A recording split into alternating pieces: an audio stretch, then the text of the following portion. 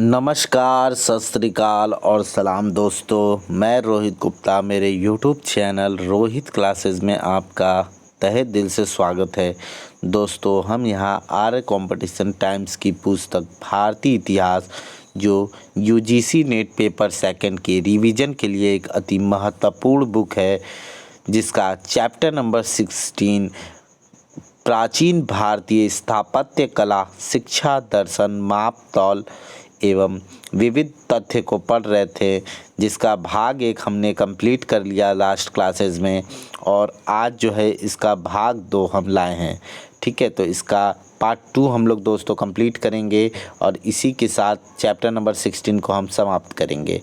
ठीक है, तो चलिए वीडियो को स्टार्ट करते हैं। उससे पहले आप सभी लोगों से अनुरोध है कि आप सभी लोग यूट्यूब के सेटिंग में जाके प्ले बैक स्पीड बटन को 2.0x या 1.5x कर लें अपने अनुसार। ओके दोस्तों, तो वीडियो को स्टार्ट करते हैं और प्लीज़ वीडियो को लाइक कर दीजिए। चैनल को सब्सक्राइब अब तक जिन्होंने नहीं किया है वो प्लीज़ चैनल को सब्सक्राइब करके बेल आइकन प्रेस कर दें, ताकि आने वाले वीडियोस आपको सही टाइम पे मिले। और दोस्तों, शेयर करना कोई नहीं बोलेगा। ठीक है, चलिए स्टार्ट करते हैं दोस्तों। यहीं से हम लोगों को स्टार्ट करना था। सी पॉइंट था इसका, प्राचीन भारतीय दर्शन को पढ़ना था दोस्तों। ठीक है, चलिए। वेदों की प्रमुख अवधारणा ऐक्यवाद है। ऋग्वेद में नासदीय सूक्त, अदिति सूक्त एवं पुरुष सूक्त में इसका उदाहरण मिलता है। अगला पॉइंट, वैदिक चिंतन का क्रमिक विकास, प्रकृतिवाद, बहुदेववाद, एकाधिदेववाद, एकेश्वरवाद, अद्वैत सत्तावाद, अद्वैत को सत्तावाद भी बोलते हैं या ऐक्यवाद कहते हैं। ठीक है,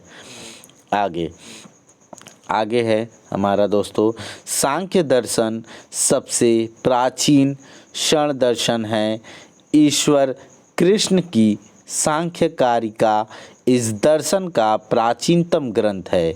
इस दर्शन की मान्यता है कि जगत की उत्पत्ति ईश्वर से नहीं अपितु पुरुष एवं प्रकृति के संयोग से हुई है। योग के अंतर्गत अष्टांगिक योग के सिद्धांत का प्रतिपादन किया गया है, जिसमें यम, नियम, आसन, प्राणायाम, प्रत्याहार, धारण, ध्यान एवं समाधि है। अष्टांगिक योग है। ठीक है, व्यास ने योग सूत्र पर टीका तथा अल-बरूनी ने इसका अरबी अनुवाद किया था। गौतम ने न्याय सूत्र की रचना की, जो भारतीय तर्क विद्या का प्राचीनतम ग्रंथ है। ठीक है, आगे। पच्छिल स्वामी वात्स्यायन ने न्याय भाष्य नामक टीका लिखी। वेदों का ज्ञान मार्गी अंश वेदांत या उत्तर मीमांसा है। वेदांत दर्शन का आधार वादरायण के वेदांत सूत्र अथवा ब्रह्म सूत्र हैं। इन ब्रह्म सूत्रों पर विभिन्न दार्शनिकों ने अलग अलग टीकाएं यानी भाष्य लिखकर अलग अलग व्याख्याएं की हैं। ब्रह्म सूत्र के जितने भाष्य लिखे गए उतने ही वेदांत सूत्र के संप्रदाय विकसित हुए हैं। आगे, ब्रह्मसूत्र के भाष्यकार मत और भाष्य। ठीक है, शंकर अद्वैतवाद, केवलाद्वैतवाद भी कहा जाता है अद्वैतवाद को। इसका भाष्य है दोस्तों शारीरिक भाष्य। ठीक है, आगे ब्रह्मसूत्र के भाष्याचार्य में रामानुज दूसरे हैं। विशिष्टाद्वैतवाद का सिद्धांत इन्होंने दिया था। इनका मत था भाष्य जो है इसका श्री भाष्य है। अगला है मध्वाचार्य भी बोल सकते हैं, मध्व बोले। ठीक है, मध्व जो है इनका मत था दोस्तों द्वैतवाद, जिसका भाष्य है पूर्ण प्रज्ञा भाष्य। अगले हैं निम्बार्काचार्य या निम्बार्क भी बोलिए। मत इनका दोस्तों है द्वैताद्वैतवाद, जिसका भाष्य है वेदांत परिजात। ठीक है, आगे हैं दोस्तों बल्भाचार्य। बल्भाचार्य हैं, इनका मत था शुद्धाद्वैतवाद, इनका भाष्य है पूर्व मीमांसा भाष्य। ठीक है, आगे सर्वप्रथम कणाद ने भारत में परमाणु परिकल्पना को प्रतिपादित किया था। माधवाचार्य 14वीं सदी के सर्वदर्शन संग्रह में 16 भारतीय दर्शनों का वर्णन किया है। आगे सांख्य दर्शन के अनुसार प्रकृति का विकास सत्व, रजस एवं तमस यानी त्रिगुण सिद्धांत गुणों से होता है एवं इस दर्शन ने कुल 25 तत्वों के साथ ईश्वर के अस्तित्व को भी स्वीकार किया गया है। ठीक है, आगे दोस्तों है क्षण दर्शन। चलिए आइए देखते हैं, इम्पॉर्टेंट फैक्ट है। ठीक है, थोड़ा सा आराम से पढ़ा जाएगा, दिक्कत ना हो। ठीक, चलिए क्षण दर्शन में दोस्तों है पहला सांख्य एक तरफ, दूसरे इसके प्रतिपादक है कपिल। सांख्य दर्शन जो है दोस्तों कपिल का है, योग जो है वो पतंजलि का है, न्याय है जो गौतम का है। ठीक है, इन्हें हम अच्छपाद भी कहते हैं। वैशेषिक दर्शन जो है दोस्तों कणाद या उल्लुक का है। ठीक है, एक ही है उल्लुक। मीमांसा जो है वो पूर्व मीमांसा जो है दोस्तों वो जैमिनी का है। उत्तर मीमांसा जो है जिसे हम वेदांत भी कहते हैं वो बादरायण का है। ठीक है, ये इम्पोर्टेंट है, कुछ इसे याद रखिएगा आप लोग। चलिए आगे देखते हैं। वैशेषिक दर्शन के अनुसार पदार्थ को 7 भागों में विभक्त किया गया है। मीमांसा भेद के 2 अंगों कर्म कांड व ज्ञान कांड में कर्म पर आधारित है। आगे एक बार इस लाइन को फिर से पढ़ते हैं, थोड़ा सा नॉइस आ रहा था।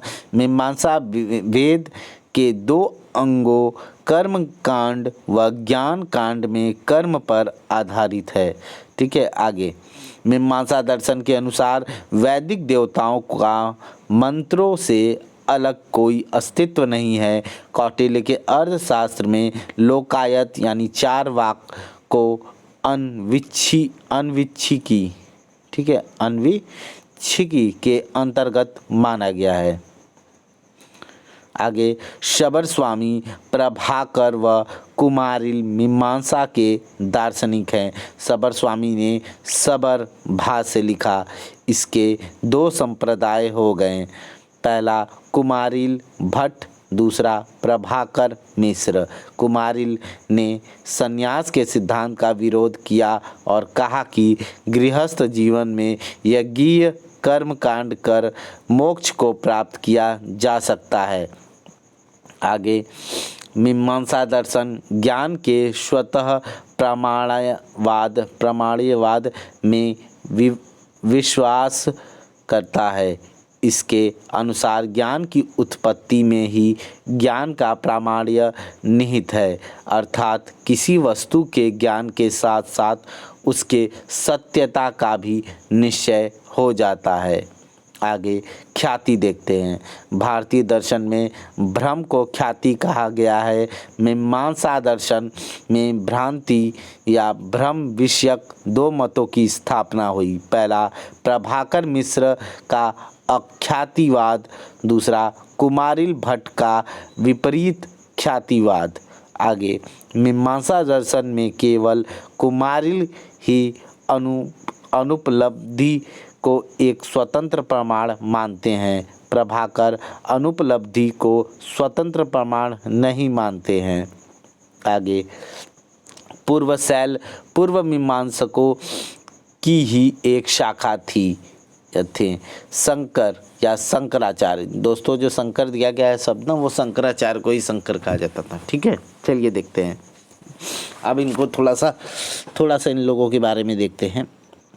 शंकराचार्य या शंकर का जन्म मतलब शंकराचार्य का जन्म 788 ईस्वी में केरल के कलादी ग्राम में हुआ। इनके पिता का नाम शिवपाद शेखर व गुरु का नाम गोविंद योगी था। गोविंद योगी गौड़पाद के शिष्य थे। गोविंद ने ही शंकर को परमहंस की उपाधि दी थी। शंकर के अद्वैत वेदांत में जगत को माया यानी काल्पनिक माना गया है। इसके अनुसार ब्रह्म ही एकमात्र सत्य है, वह जगत मिथ्या है। माया ब्रह्मा की वह जादुई शक्ति है जिसके द्वारा ब्रह्मा जगत की रचना करता है। ब्रह्मा व जीव अद्वैत है। ठीक है, आगे देखते हैं। आगे है दोस्तों कुछ इम्पोर्टेंट फैक्ट है। शंकराचार्य के अद्वैत के विरुद्ध 4 दार्शनिक संप्रदाय सामने आए। ये हैं कौन कौन से हैं देखते हैं। पहला है रामानुज जिसका श्री संप्रदाय है। दूसरा माधवाचार्य जिन्हें हम मध्व भी कहते हैं, माधवाचार्य को, इनका ब्रह्म संप्रदाय है। तीसरा विष्णु स्वामी या बल्भाचार्य जिनका रुद्र संप्रदाय है।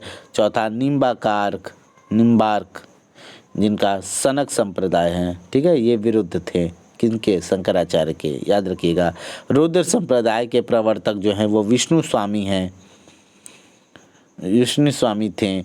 आज भी यह संप्रदाय बल्भाचार्य प्रवर्तित संप्रदाय के रूप में जीवित है। ठीक है, आगे शंकर यानी शंकराचार्य को प्रच्छन्न बौद्ध भी कहा जाता है। शंकराचार्य ने कुमारिल से प्रयाग में भेंट की। कुमारिल जो थे उनसे प्रयाग में भेंट किया था। मंडन मिश्र व उसकी पत्नी उभया भारती को शंकराचार्य ने नर्मदा के तट पर माहिष्मती में शास्त्रार्थ में पराजित किया। मंडन मिश्र बाद में श्रृंगेरी मठ के प्रथम अध्यक्ष बने। मंडन मिश्र की पहचान सुरेश्वराचार्य से की जाती है। शंकराचार्य ने स्मृति संप्रदाय एवं 10 नामी संप्रदाय की स्थापना की है।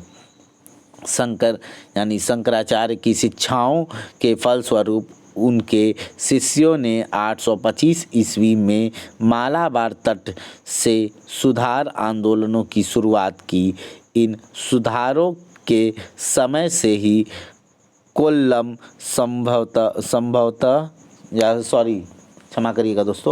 कोल्लम संवत का प्रारंभ माना जाता है। ठीक है, इन सुधारों के समय से ही कोल्लम संवत का प्रारंभ माना जाता है। ठीक है, इस लाइन को फिर से पढ़ते हैं। शंकराचार्य की शिक्षाओं के फलस्वरूप उनके शिष्यों ने 825 ईस्वी में मालाबार तट से सुधार आंदोलनों की शुरुआत की। इन सुधारों के समय से ही कोल्लम संवत का प्रारंभ माना जाता है। ठीक है, आगे शंकर ने पंचायतन पूजा को प्रारंभ किया।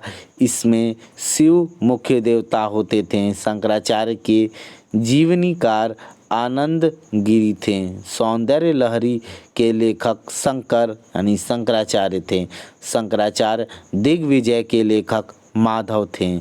आगे शंकराचार्य ने चारों दिशाओं में 4 मठ स्थापित किए हैं। शंकराचार्य के 4 मठों के स्थान जो हैं वो समर्पित हैं। देखते हैं उनके नाम हैं और समर्पित हैं कौन कौन से, देखते हैं किसके किसके लिए समर्पित किया गया है। पहला देखते हैं दोस्तों, उत्तर में बद्रीनाथ जो कि उत्तराखंड में है, जिनका नाम है ज्योतिषपीठ। ठीक है, ज्योतिषपीठ जो कि समर्पित है किसको?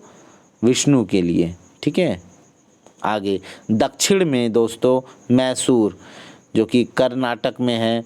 श्रृंगेरी पीठ जो है शिव जी के लिए प्रसिद्ध है। ठीक है, आगे पूरब में जो कि पूर्व में पुरी, याद है ना आप लोगों को, पुरी उड़ीसा में है, जो गोवर्धन पीठ है यहाँ पर शंकराचार्य का, जो कि समर्पित है बलभद्र एवं सुभद्रा को। ठीक है, आगे है चौथा नंबर दोस्तों, पश्चिम में द्वारका गुजरात जो कि शारदा पीठ है, वो कृष्ण को समर्पित है। ठीक है, आगे शंकराचार्य की 4 पीठों के अलावा कांची तमिलनाडु की कामकोटी पीठ पांचवी पीठ के रूप में जानी जाती है। शंकराचार्य का मात्र 32 वर्ष की आयु में 820 ईस्वी में केदारनाथ में निधन हो गया।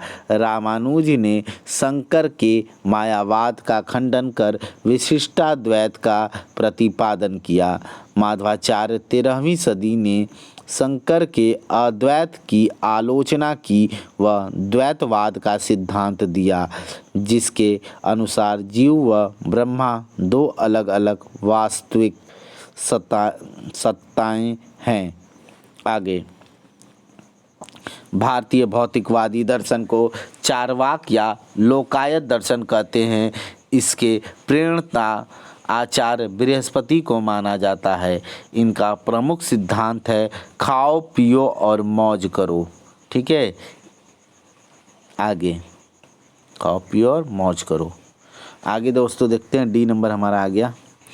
प्राचीन भारत में तोल माप।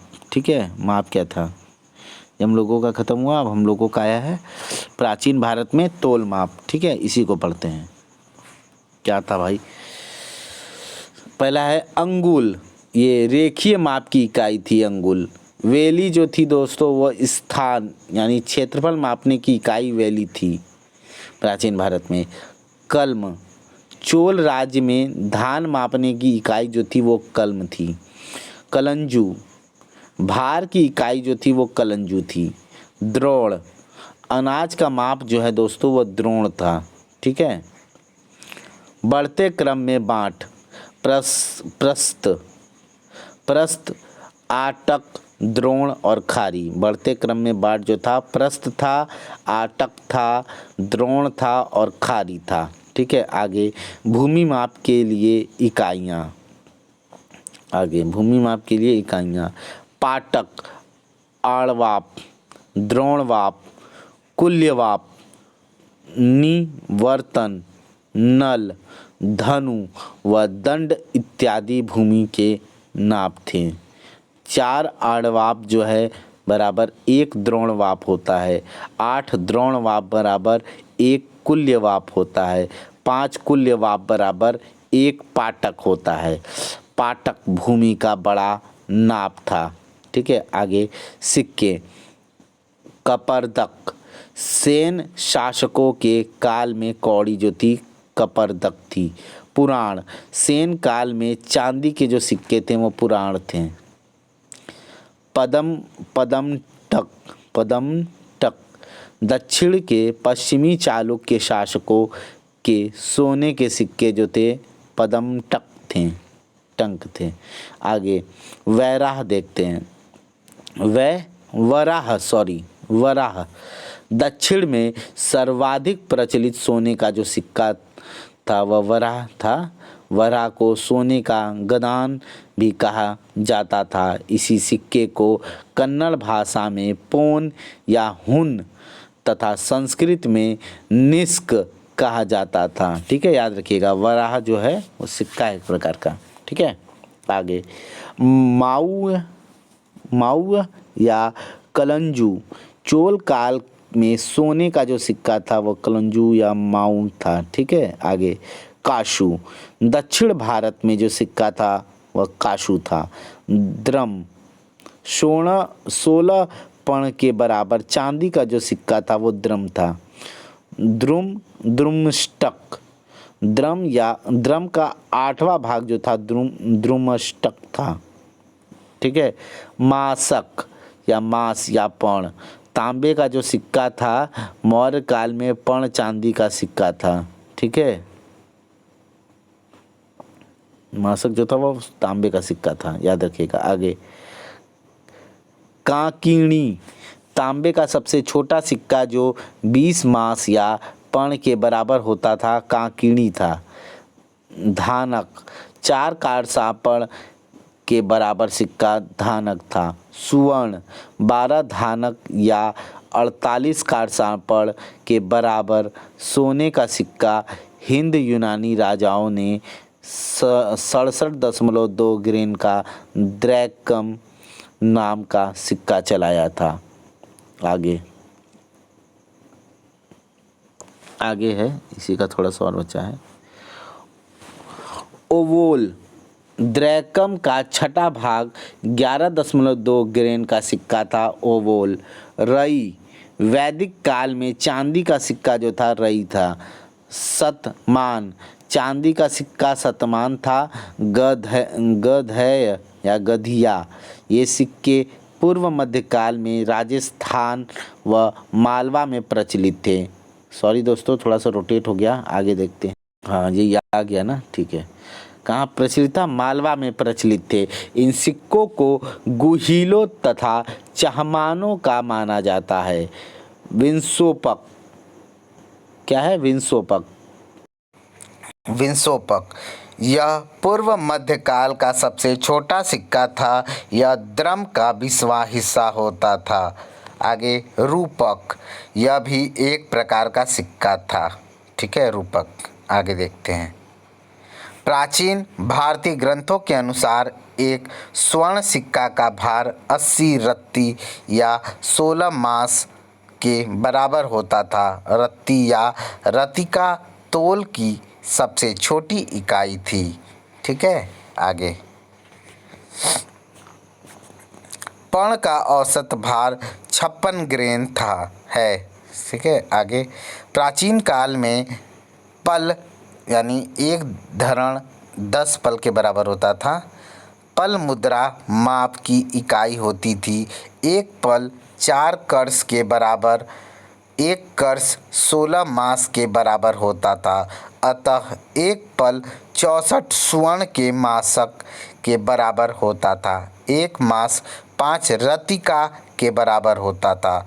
तक्षशिला, विदिशा, एरकीण, भागिल, कौर, उज्जैन, त्रिपुरी, माहिष्मती, तगर, अयोध्या, राजगिरी, श्रावस्ती, कौशाम्बी व वाराणसी नगरों ने अपने अपने नाम से सिक्के चलाए। आगे। हुंड शासकों ने स्वर्ण मुद्राएं नहीं चलाई। तोरमाण व मिहिर कुल के चांदी के सिक्के ही मिलते हैं। उत्तम चोल पहला चोल शासक था जिसने चोल वंश में सोने के सिक्के जारी किए। आगे। लगभग 400 वर्षों के अंतराल के बाद त्रिपुरी यानी डाहल के कलचुरी शासक गांगेय देव ने प्रथम बार उत्तरी भारत में फिर से सोने के सिक्के जारी किए। इन सिक्कों पर कमल का फूल धारण किए लक्ष्मी की आकृति अंकित होती थी। याम एक रात्रि दिन का 8वां भाग 3 घंटे था। दूरी लंबाई की माप देख लेते हैं। दूरी या लंबाई की माप 8 यौ 1 अंगुल या 3/4 इंच था। 12 अंगुल जो था 1 वितास्ती या 9 इंच के बराबर था। 12 अंगुल 2 वितास्ती 1 हस्त या 18 इंच के बराबर था। ठीक है, आगे देखते हैं। 4 हस्त 1 दंड या 6 फुट के बराबर था। 4 हस्त 2000 धनु 1 क्रोस या 2.25 मील के बराबर था। 4 क्रोस जो था वह 1 योजन या 9 मील के बराबर होता था। ठीक है, आगे देखते हैं। आगे हमारे दोस्तों 5वां नंबर इसका विविध तथ्य एवं प्राचीन भारत, ये हम लोगों का है। ठीक है, पॉइंट। चलिए इसको पढ़ते हैं। विविध तथ्य या प्राचीन भारत, विविध तथ्य प्राचीन भारत। चलिए इसको देखते हैं। नंबर 1, प्राचीन भारत में उत्तराधिकार के नियम एवं सामाजिक नियम एवं स्मृतियों से संबंधित तथ्य। प्राचीन भारत में उत्तराधिकार के नियम एवं सामाजिक नियम एवं स्मृतियों से संबंधित तथ्य।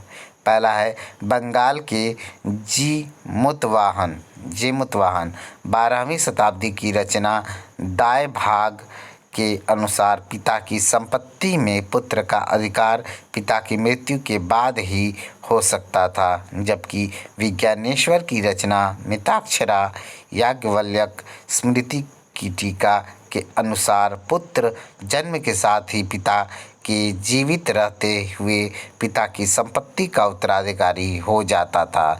विज्ञानेश्वर के मत को जन्म स्वैतवाद कहा जाता है। आगे दाएं भाग व मिताक्षरा में हिंदू विधि पर टीका टिप्पणी की गई है। आगे जीमूतवाहन की पुस्तकें पहला काल विवेक शुभ कार्यों के लिए मुहूर्त गणना हेतु, दूसरा व्यवहार मातृका न्याय रत्न मातृका जो है इसका एक ही है नाम, व्यवहार मातृका बोलो चाहे न्याय रत्न मातृका बोले। इसके 5 भाग हैं। पहला व्यवहार मुख, दूसरा भाषा पद, तीसरा उत्तरापद, चौथा क्रियापद एवं 5वां निर्णय पद। ठीक है। आगे तीसरा पॉइंट दाएं भाग या उत्तराधिकार पर मनुस्मृति के अनुसार की गई व्याख्या है। दाएं भाग जो है यह उत्तराधिकार पर मनुस्मृति के अनुसार की गई व्याख्या है। हिंदू उत्तराधिकार नियम 1956 भी दाएं भाग से प्रेरित था। दाएं भाग में पुत्र विहीन विधवा को मृत पति की संपत्ति में अधिकार दिया है। दाएं भाग पर 16वीं सदी में श्रीनाथ आचार्य चूड़ामणि ने दाएं भाग टिप्पणी लिखी। आगे रघुनंदन भट्टाचार्य ने 16वीं सदी में दाएं भाग टीका दाएं तत्व लिखी है। श्री कृष्ण तर्कलंकार ने 18वीं सदी में दाएं भाग टीका लिखी। सर्वप्रथम कौटिल्य ने पुत्रियों को पिता की संपत्ति में हिस्सेदार घोषित किया था। स्त्रीधन का सर्वप्रथम उल्लेख अर्थशास्त्र में मिलता है। कौटिल्य ने स्त्रीधन को शुल्क, अन्वाध्याय, अधिवेदनिक एवं बंधुदत्त भी कहा है। कौटिल्य ने स्त्रीधन को शुल्क, अन्वाध्याय, अधिवेदनिक एवं बंधुदत्त भी कहा है। आगे स्त्रीधन का प्रथम उत्तराधिकारी पुत्री को माना जाता था। कात्यायन के अनुसार स्त्री अपने स्त्रीधन को बेच सकती थी। मिताक्षरा में श्रेणी की पूर्ण परिभाषा मिलती है। आगे अस्तंभ धर्मसूत्र में नियोग प्रथा को अनुचित बताया गया है। मनुस्मृति में नियोग प्रथा को पशु धर्म बताया गया है। आश्वलायन गृहसूत्र में 8 प्रकार के विवाहों का उल्लेख है। कोंकण के शिलाहर वंश के राजा अपरार्क ने 12वीं शताब्दी में याज्ञवल्क्य स्मृति पर टीका लिखी। स्मृतियों के अनुसार मथुरा की स्थापना भगवान राम के छोटे भाई शत्रुघ्न ने की है। अग्नि पुराण में कृषि में वृद्धि के लिए राजा के 8 कर्तव्यों का वर्णन है। स्मृति चंद्रिका के लेखक देवन भट्ट हैं। आगे माधव विद्यारण्य विजयनगर के हरिहर व बुक्का के गुरु ने पाराशर स्मृति पर काल निर्णय नामक टीका लिखी।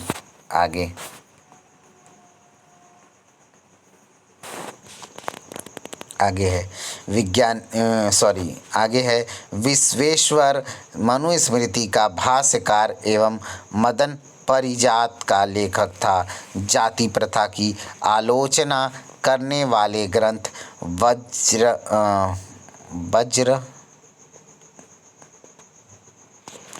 वज्र सूची का लेखक अश्वघोष को माना जाता है। ठीक है, आगे वररुचि ने प्राकृत प्रकाश पुस्तक लिखी। 11वीं सदी में रमई पंडित ने शून्य पुराण की रचना की थी। आगे ब्रह्मगुप्त ने ध्यान संग्रह लिखा। भास्कराचार्य 1114 से 1185 ईस्वी में गणितज्ञ थे। इन्होंने संस्कृत में सिद्धांत शिरोमणि और करण कौतूहल नामक ग्रंथ लिखे हैं। भट्टोत्पल 10वीं सदी के गणितज्ञ थे। हेमचंद्र ने व्याकरण का ग्रंथ सिद्ध हेम लिखा। क्षेमेंद्र ने रामायण मंजरी लिखी थी। बाणभट्ट ने सती प्रथा का विरोध करते हुए इसे आत्महत्या कहा है। ब्याज बौधायन, गौतम, कौटिल्य एवं मनु ने 15% ब्याज दर को विधि सम्मत माना है। मनु ने 4, गौतम ने 6 एवं बृहस्पति ने भी 6 प्रकार के ब्याज का उल्लेख किया है। भोग लाभ गिरवी पर मिलने वाला ऐसा ब्याज जो उपभोग के रूप में प्राप्त होता है। नंबर 3 है चिकित्सा। सुश्रुत संहिता प्राचीन भारत का प्रसिद्ध आयुर्वेद ग्रंथ था। इसमें शल्य चिकित्सा का विवरण है। महाभारत में नकुल अश्व चिकित्सा के विशेषज्ञ थे। शूरपाल सुरेश्वर, एक ही चीज़ है, शूरपाल या सुरेश्वर ने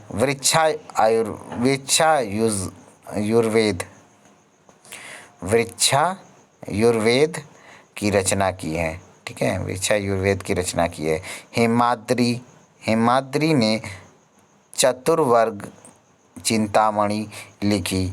इसमें व्रत विधान का वर्णन है। हेमाद्रि ने चिकित्सा के क्षेत्र में आयुर्वेद रहस्यम लिखी है। आयुर्वेद रहस्यम लिखी है हेमाद्रि ने। ठीक है, चिकित्सा के क्षेत्र में। आगे हेमाद्रि पंत देवगिरी के यादव राजा महादेव 1259 से 1271 ईस्वी में और राजा रामचंद्र 1271 से 1309 ईस्वी के प्रधानमंत्री थे।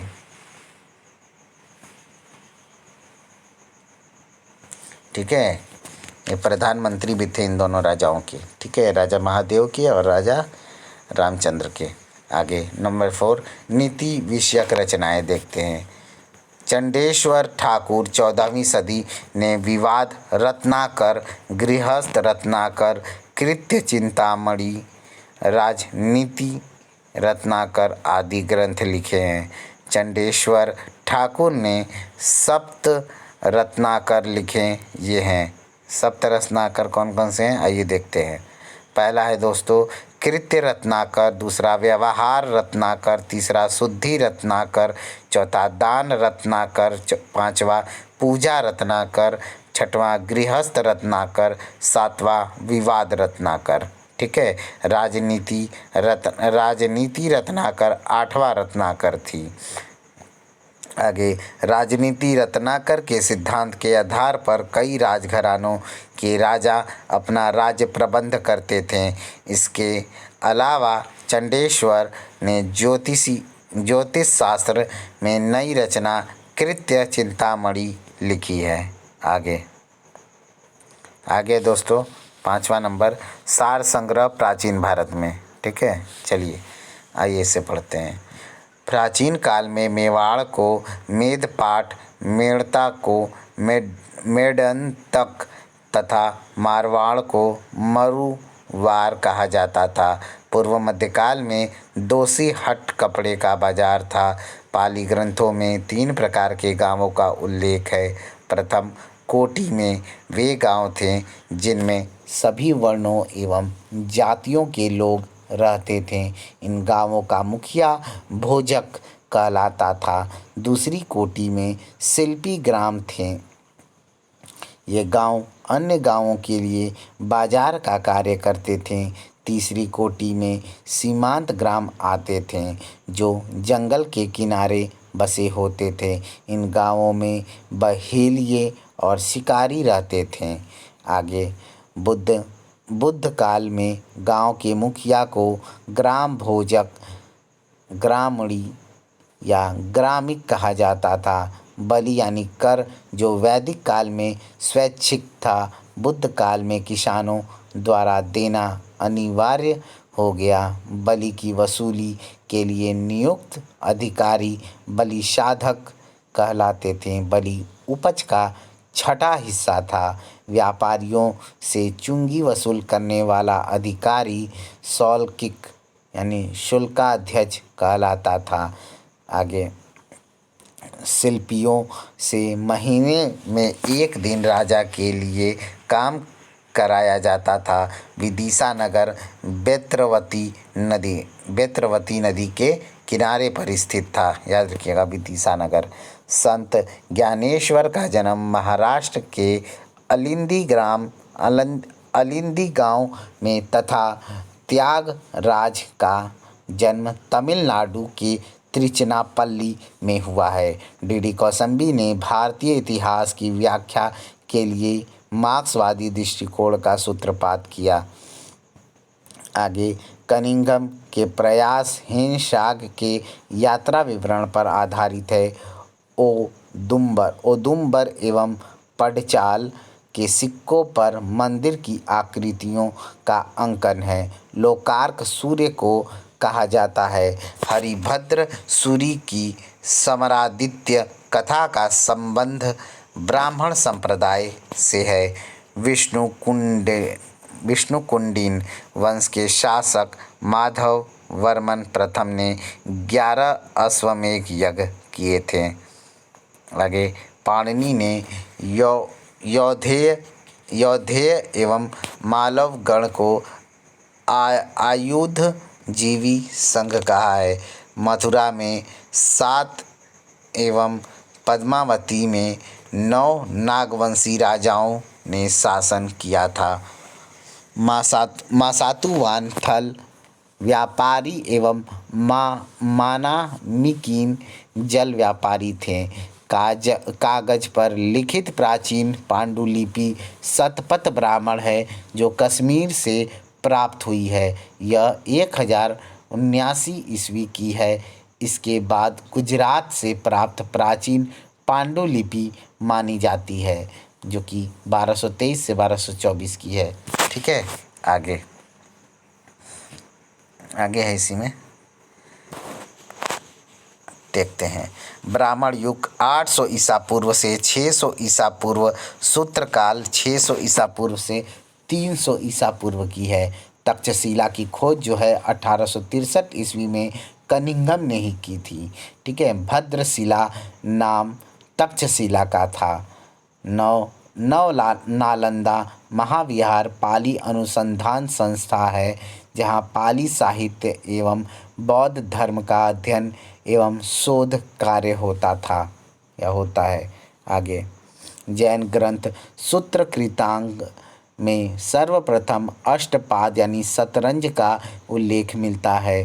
तालगुंड प्रशस्ति के लेखक कुब्ज एवं हरहा प्रशस्ति के लेखक रवि शांति हैं।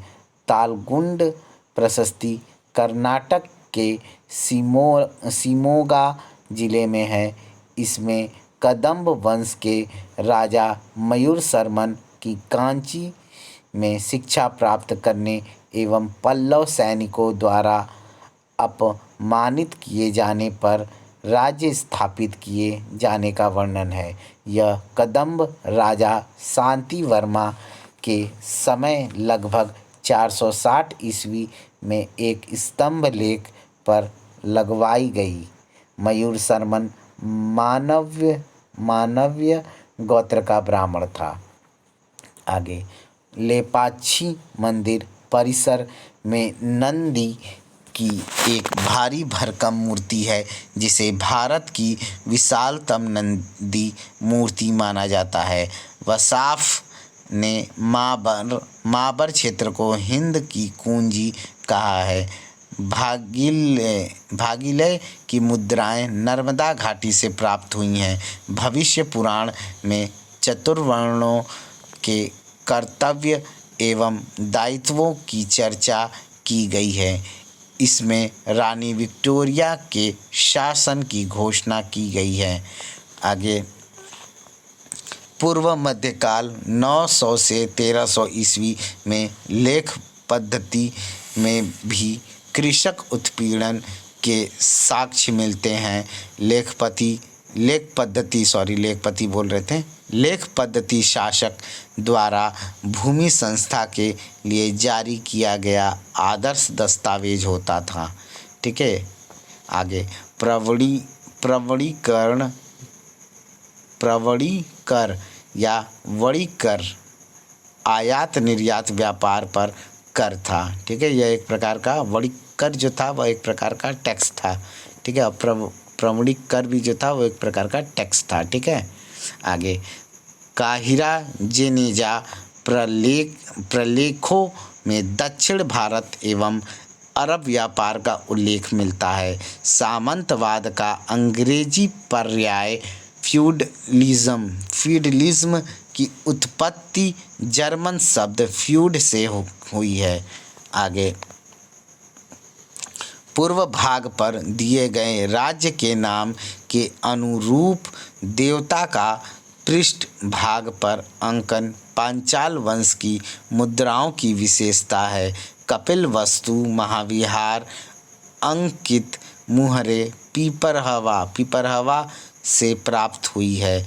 प्राचीन धर्म ग्रंथों में कृष्ण का इंद्र के साथ विरोध का उल्लेख मिलता है।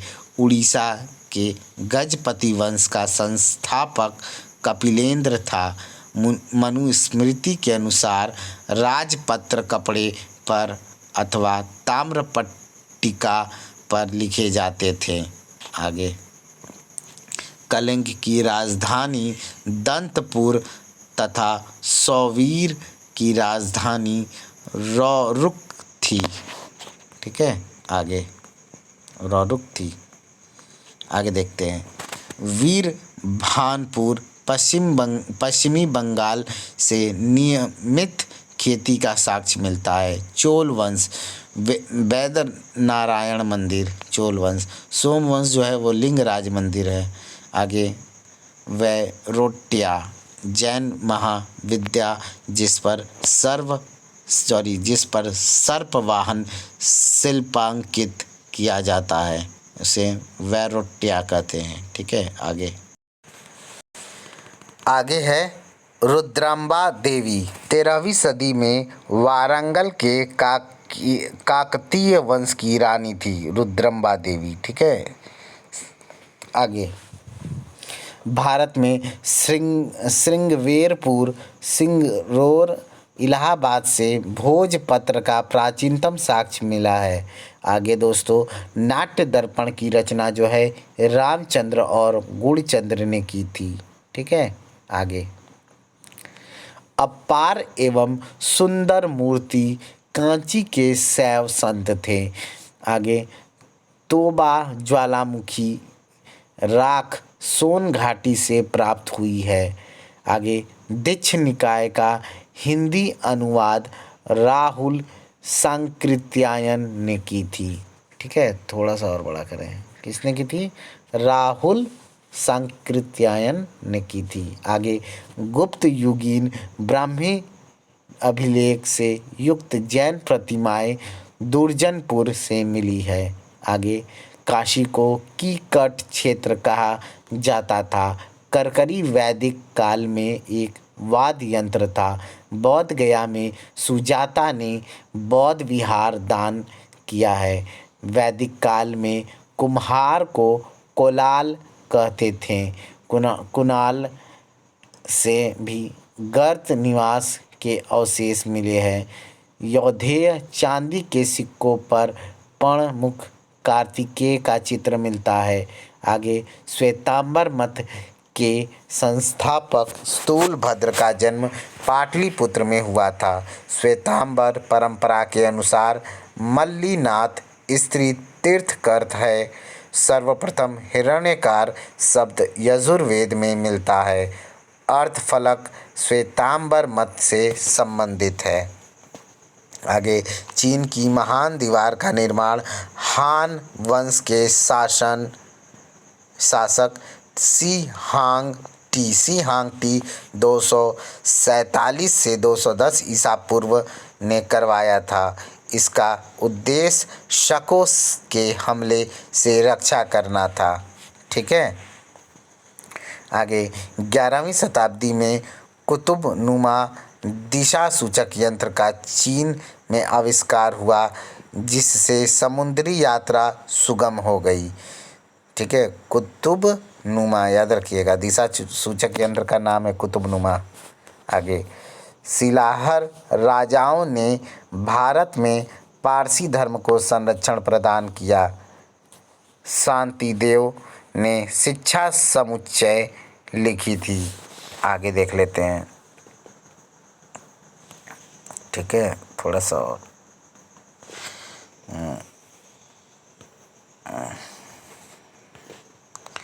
ठीक, चलिए आगे। प्राचीन काल में जालंधर पंजाब के क्षेत्र को त्रिगर्त कहा जाता था। जम्मू क्षेत्र को दुर्गर कहा जाता था। ठीक है। आगे, भारोपीय भाषा परिवार की प्राचीनतम भाषा ईरानी है। चोर रज्जु पुलिस अधिकारियों का एक वर्ग था। आगे, भारत के प्रमुख राज्य, संस्थापक और राजधानियां देख लेते हैं। ठीक है, चलिए देखते हैं। शासक वंश या राज्य, संस्थापक और राजधानी। हर्यक वंश, बिंबिसार इसके संस्थापक थे। राजधानी राजगिरी पाटलिपुत्र था। शिशुनाग वंश, इसके संस्थापक शिशुनाग थे और राजधानी राजगिरी था। नंद वंश के संस्थापक महापद्म नंद थे। इनका राजधानी पाटलिपुत्र था। मौर्य वंश के संस्थापक पिपलीवान के राजकुमार चंद्रगुप्त मौर्य थे, जो कि पाटलिपुत्र के इनकी राजधानियाँ थीं। ठीक है, पिपलीवान का राजकुमार था। ठीक है, चंद्रगुप्त मौर्य, यही मौर्य वंश का संस्थापक बना। ठीक है। आगे, पाटलिपुत्र, आगे इसका जो राजधानी पाटलिपुत्र था। आगे, शुंग वंश जो है दोस्तों, इसका संस्थापक पुष्यमित्र शुंग था, जो कि पाटलिपुत्र इसकी राजधानी थी। ठीक है।